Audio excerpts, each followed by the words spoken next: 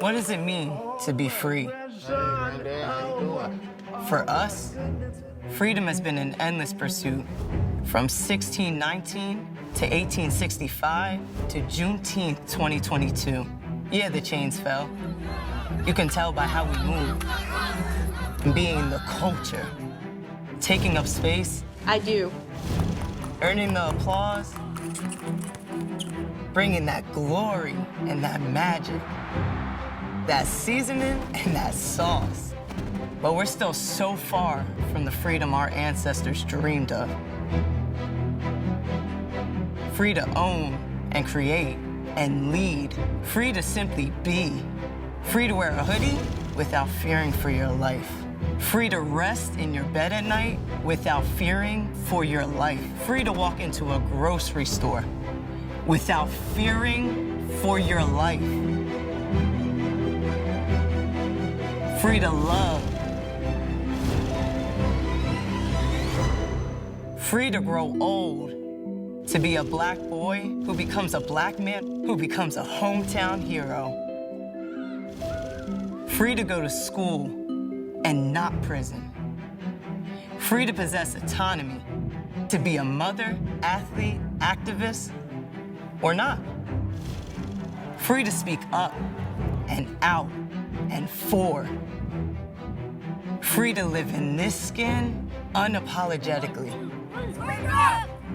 This Juneteenth, we honor those who came before and broke free of the chains. We celebrate us and the light we carry.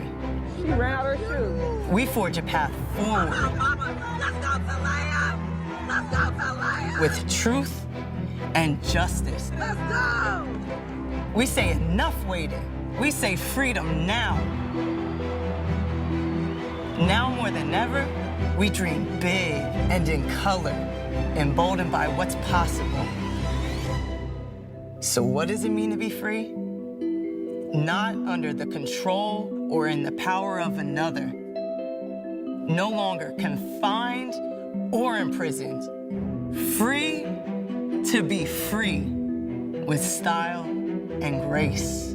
Happy Juneteenth, y'all.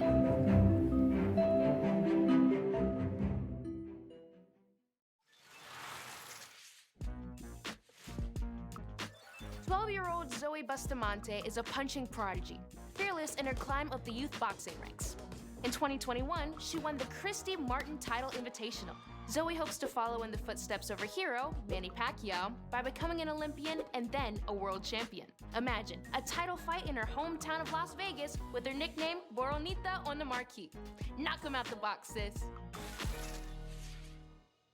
I think players definitely earned it and deserved it, and kudos to the players before us that didn't get this opportunity, but it kind of set us up to have these opportunities today.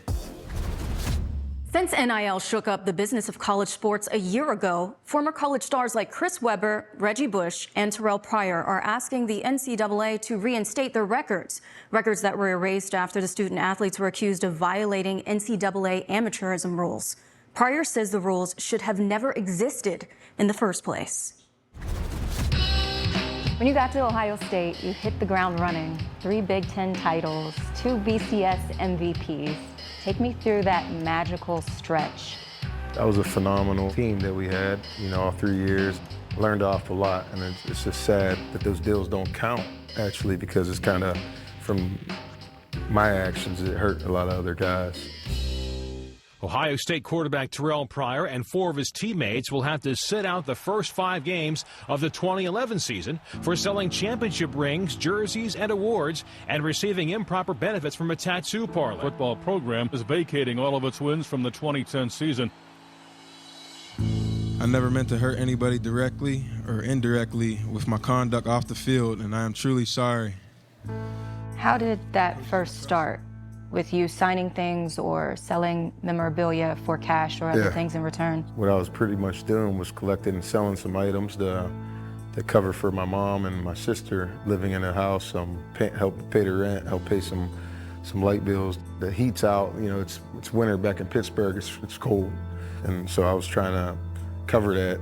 A guy approached me, and at first I said no, and then I started doing it. You're very apologetic. You said this was the worst decision of your life. Hindsight is 2020. Do you feel the NCAA's punishment equated or fit the violations? What I did was, I guess it was a league or whatever it was, wrong. But was it really? Our record should be reinstated. We were selling memorabilia to now that was a rule. Now they're allowing kids to make millions of bucks. Looking back, again, I hurt my team by making those decisions, but my story never really got out to why I was taking and selling, memorabilia to make money. I was suspended from the Ohio campus for 5 years. I couldn't even go back to school when I wanted to. They wouldn't let me go back to school. How much do you think you could have made when you were just, dominating the Big Ten, winning nonstop? There were so many number 2 jerseys in that stadium that you can't fathom it. And I think they said over 300,000 number 2 jerseys was bought, when I was at Ohio State. If you calculate that, I don't know, $70 a jersey. I mean, what's your math off the top of your head? Just off of jersey sales. What advice would you have for today's student athletes as they navigate this entirely new space of name, image, and likeness? Definitely happy for the kids. I think that makes me happy to see actually women being able to cash in on that as well. I would maybe talk to them a little bit about how to handle 200 grand, 500 grand, $1 million bucks, whether it's investing or how to invest, different things like that. I'm happy for all the kids that's, making money. I mean, anytime somebody can make $1, I'm all for it.